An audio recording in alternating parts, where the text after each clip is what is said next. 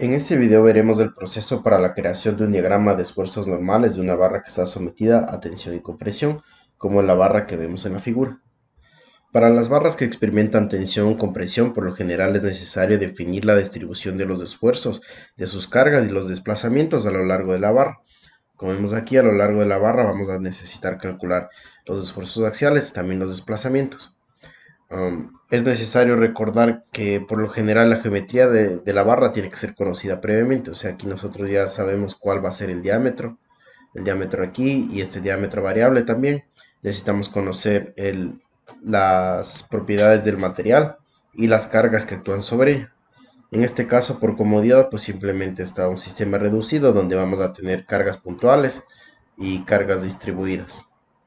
Los esfuerzos se calculan a partir de las condiciones de equilibrio con el método de secciones y por lo general es necesario calcular previamente la reacción. En este caso no va a ser necesario porque es una barra muy sencilla y es estáticamente determinada. En el próximo video veremos cómo hacer el cálculo para esta barra en el caso de que sea estáticamente indeterminada, es decir, aquí con un apoyo redundante.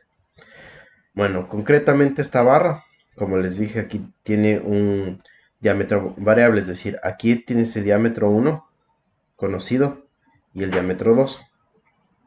Por lo general para los esfuerzos normales, pues es muy fácil, simplemente fuerza sobre área, pero ¿qué pasaría, por ejemplo, acá si es que el área es variable? Entonces el área ya no es un solo valor, sino es un valor distinto para cada punto, es decir, esto es una función. Y de la misma manera, ¿qué hacer cuando tenemos cargas distribuidas? Este proceso va a ser muy similar al diagrama que hicimos sobre las cargas axiales. La diferencia es que los esfuerzos pues toman en cuenta ya la sección del material y también para las deformaciones vamos a tener en cuenta propiedades del material, como en este caso aquí el módulo de elasticidad. Entonces, para los datos iniciales, como ya les había comentado antes, hacemos la reasignación del origen, es decir, le ponemos de 0, lo escribimos en A1. Esto se puede cambiar también por acá en el MATLAB, pero yo lo he escrito acá abajo. Lo siguiente es el módulo de elasticidad, en este caso va a ser un acero, entonces el acero común, pues 2 por 10 a la quinta potencia, megapascales. Vamos a necesitar las longitudes de las secciones y el diámetro, entonces la primera longitud va a corresponder a 400, esta parte. La segunda a 700, desde la izquierda hasta esta parte, 700, y finalmente toda la última sección son 1000, es decir, toda la barra tiene 1 metro. Esta sección tiene 400, de aquí a acá otros 300 y finalmente acá los últimos 300. Ahora, ¿cuáles van a ser los diámetros? En este caso lo voy a dejar en 5 para el primero, 10 para el segundo. Y para el caso de la sección variable, como les había comentado, tiene que ser una función de x. ¿Qué es aquí x? Es simplemente la posición que vamos a agarrar aquí. Entonces, cada uno de los datos que vamos a utilizar lo vamos a llamar x, los datos a lo largo de la viga. Entonces, aquí yo tengo esta función. Simplemente es un cambio lineal, es decir, va a partir así desde este diámetro hasta el segundo, con un diámetro constante que va a ser un diámetro que cambia constantemente a través de esta fórmula de aquí. Puede ser cualquier otra fórmula, en este caso esta simplemente es como ejemplo esta función. Concretamente las cargas puntuales voy a tener una de 20, una de menos 20 y una de 10, y aquí están los puntos de sus aplicaciones. Las cargas distribuidas de sus puntos de aplicación, hay que recordar que las cargas distribuidas tienen tanto un punto inicial como un punto final. Entonces aquí estamos los puntos iniciales, puntos finales de aplicación. En el caso de la ecuación de las cargas axiales, pues simplemente vamos a hacer lo siguiente. Cuando Q es constante, después les voy a mostrar también cuando Q no es constante, ya les había mencionado que las cargas distribuidas también pueden ser funciones. Entonces, en este caso voy a sumar todas las cargas puntuales y voy a utilizar el operador lógico. Si requieren saber por qué se utiliza un operador lógico en MATLAB, pueden revisar los videos anteriores de esta lista de reproducción. Aquí simplemente utilizamos el operador lógico para que no sume fuerzas que no están antes de x, es decir, si este x es mayor que el punto de aplicación, por decir aquí en 200, Si es que este X de aquí es 300, entonces yo sumo todas las fuerzas antes de 300, es decir, 200. Ahora, ¿qué pasa si, por ejemplo, yo escribiría 100 aquí? Ok, entonces, por ejemplo, esto lo voy a demostrar así rápidamente. ¿Qué pasa si, por ejemplo, yo quiero saber a 100 milímetros? ¿Qué pasaría con el punto de aplicación 1? Entonces, aquí me da 0, lo que quiere decir que esta respuesta es negativa porque la primera fuerza aparece a los 200. ¿Qué pasa si, por ejemplo, escribo aquí 300? Entonces ya aparecería 1. Y lo importante de utilizar el operador lógico es que, pues obviamente, todo número multiplicado por 0 da 0 y no lo incluiría en la sumatoria. Y los que están multiplicados por 1 pues dan el mismo valor y así se van incluyendo en la sumatoria.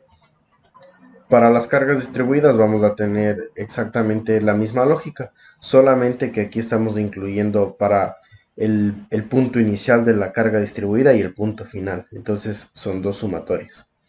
Eso es lo que hay que tener en cuenta. Esta parte de aquí la he suspendido, es para las cargas cuando no son constantes. Se puede deshabilitar la región o habilitarla. Yo la voy a deshabilitar porque por ahora no necesito mostrarles esto. Lo siguiente es el cálculo del área, el esfuerzo normal y la deformación. Para el área pues es muy sencillo, vamos a tener que dividir a lo largo de X, es decir, el área es función de X. Para la primera sección pues obviamente diámetro al cuadrado sobre 4 por pi para el primer dato. Entonces a lo largo de la primera sección es un área constante. Ahora a lo largo de la segunda sección también tiene que ser el área de un círculo, pero aquí ya no es un solo dato, sino que es función. Entonces esta función es la función que yo estaba escribiendo acá, es la que yo escribí acá. Y lo mismo para el tercero, es decir, si X sobrepasa esta distancia, es decir, si es que el X se encuentra en esta tercera sección, pues obviamente que sea el diámetro 3 al cuadrado sobre 4, es decir, el área. Ahora, el esfuerzo normal de la sección, pues aquí muy sencillo, fuerza sobre área. La fuerza es la fuerza normal que tenemos, la carga normal que tenemos, N de X, y el área A de X. Entonces, esa es la fórmula de resistencia de material, es la más común de todas. Pero antes de ingresar esto, es necesario cada haber pasado por este procedimiento. Entonces, eso es en lo que yo me trato de concentrar aquí. No tanto en toda la teoría, porque espero que eso ya lo tengan dominado, o si es que no, dejaré videos de otros canales para que puedan consultarlos. Mi objetivo es aclarar cómo ingresar en MATCAD pues este tipo de ecuaciones y de gráficos. Ahora, por el alargamiento de la viga, igual esta es una fórmula de resistencia de materiales que pueden encontrar en cualquier libro.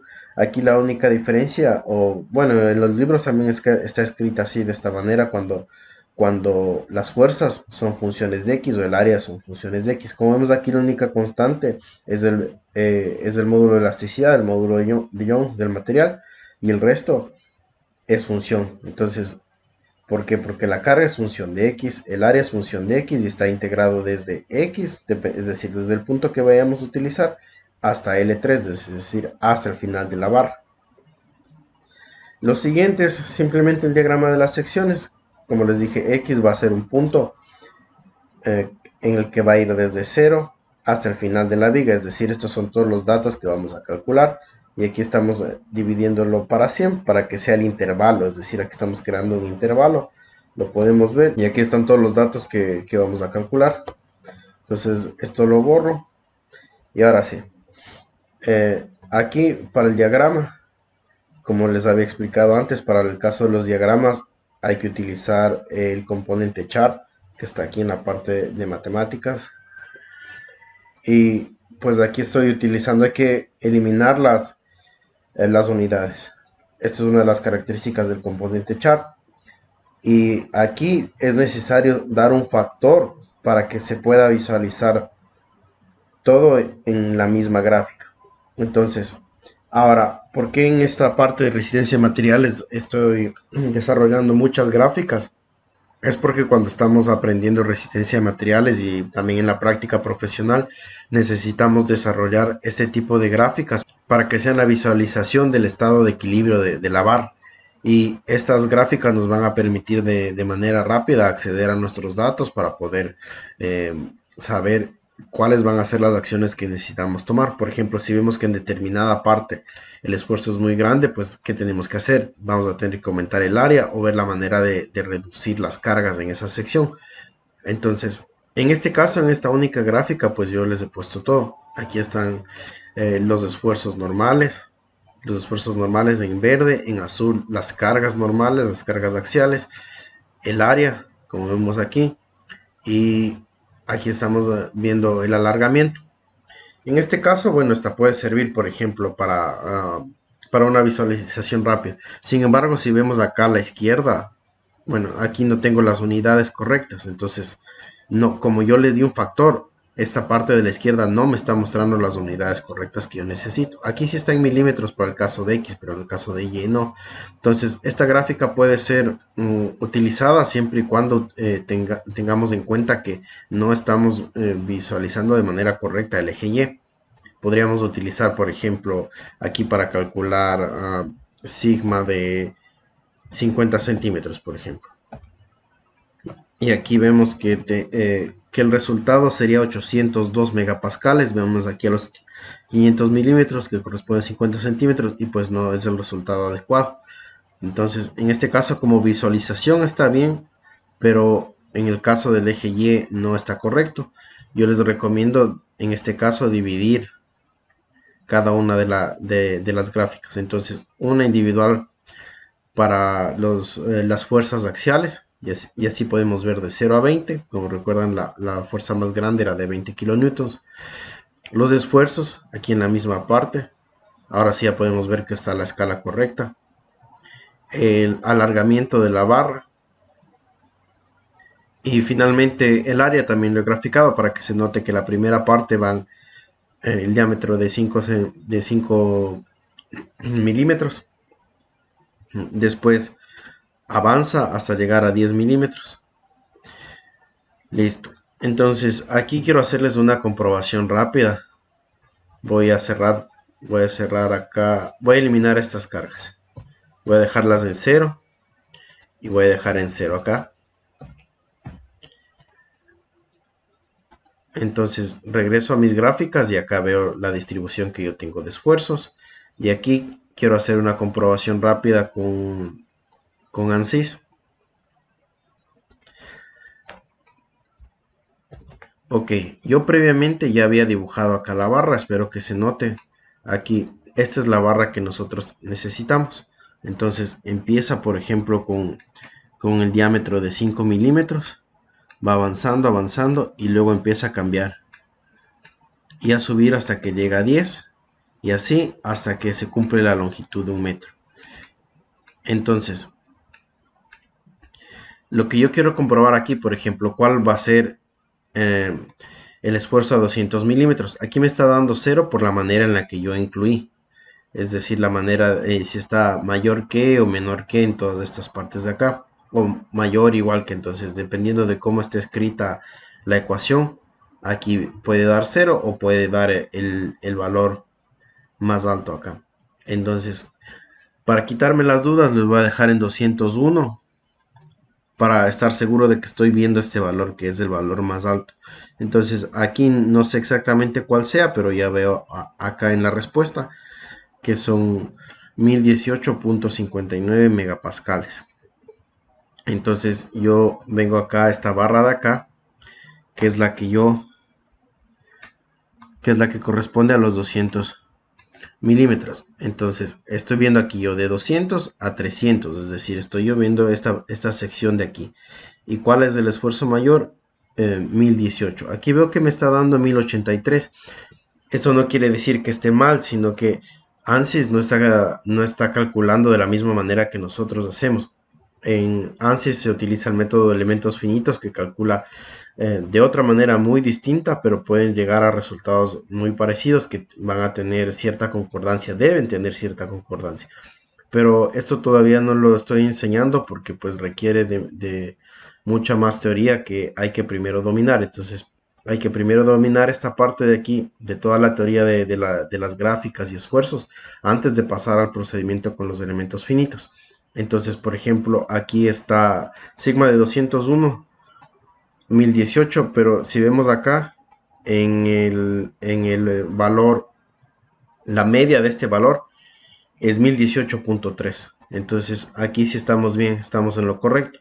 Pero como les digo, antes de empezar con los elementos finitos es necesario dominar la teoría para saber qué valor es correcto medir y cuál no es correcto medir. Y asimismo, por ejemplo, podemos ver a los 500, acá lo medí a los 500 y aquí me dice 573. ¿Dónde está este valor? 573. Listo, acá. ¿Y cuál es la media? 572.95. Y aquí tengo 572.95 a 500. Y a 850 me parece, bueno, 850 todavía no lo medí, pero bueno, igual debe haber cierta concordancia. Ahora, ¿qué pasa, por ejemplo, en el caso del desplazamiento? Vamos a ver aquí la deformación total.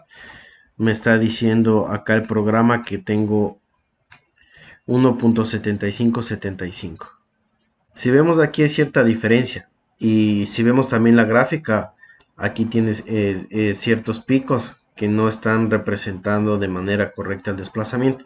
Esto es porque estamos utilizando una integral. En el caso de MATCAD, cuando tengamos este tipo de problemas con, bueno, no es un problema, pero este tipo de observaciones con las integrales, vamos a necesitar cambiar la exactitud y la convergencia de estas integrales. Entonces aquí por defecto está 10 a la menos 3. Si le cambio el máximo, lo vuelvo a recalcular, se eliminaron los picos y aquí está 1.757, 1.757. Entonces aquí está que coinciden estos resultados. Finalmente vamos con la parte de las cargas cuando no son constantes. Entonces, bueno, acá le regreso, voy a poner 40 y aquí estaba menos 60 me parece, y listo. ¿Qué pasa si no fuera una carga constante y por ejemplo esta fuera una ecuación como estoy viendo acá? Va a pasar lo siguiente: habilito esta carga, me da el aviso de que estoy redefiniendo Q, y aquí también voy a tener que redefinir de nuevo esta ecuación de las cargas axiales, porque en este caso estoy tomando en cuenta que ya no son constantes como acá, sino que son funciones. Entonces voy a necesitar integrar. Habilito la parte de acá, voy hacia abajo, veo que no me da ningún error y MATCAD está calculando de nuevo. Bueno, en este caso se está demorando porque le subí la tolerancia. Le voy a dejar la tolerancia por defecto y listo. Entonces la gráfica obviamente va a cambiar. Aquí estas gráficas van a cambiar. Como vemos, las cargas van a tener esta distribución. Ya no estoy teniendo estas formas 100% rectangulares, sino que aquí veo que ya tiene una cierta distribución y afecta a todo. Entonces eso es lo que en realidad tiene que pasar, porque si es que está bien hecho si es que está bien escritas las ecuaciones en MATCAD, no importa las dimensiones que utilicemos. Por ejemplo, acá voy a utilizar 50 y aquí voy a utilizar 75 o 175. Bueno, ya se quedó así. Y listo. Y cambian los resultados. Aquí de nuevo no se ve bien porque necesitamos cambiar los factores. Por eso es que en este caso no es recomendable que todas las gráficas estén en un solo diagrama. Y acá vemos igual, acá será necesario corregir la escala y vemos que se van actualizando los datos. Entonces en este caso, por ejemplo, en el MATCAD para este sencillo ejemplo sería incluso mucho más rápido que utilizar ANSYS. Porque ¿qué pasaría si, por ejemplo, cambio las cargas y todo? Yo tendría que cambiar acá manualmente la geometría. Y en este caso, para este diagrama sencillo, pues yo lo que estoy cambiando aquí, estoy simplemente borrando. Y listo. Con 3 comandos del teclado ya está lista mi nueva gráfica. Y listo, eso es todo por este video. Espero que todo esté claro, y para el siguiente video lo que voy a hacer es a esta barra darle un apoyo redundante. Si tienen alguna duda, pues pueden escribirme en los comentarios.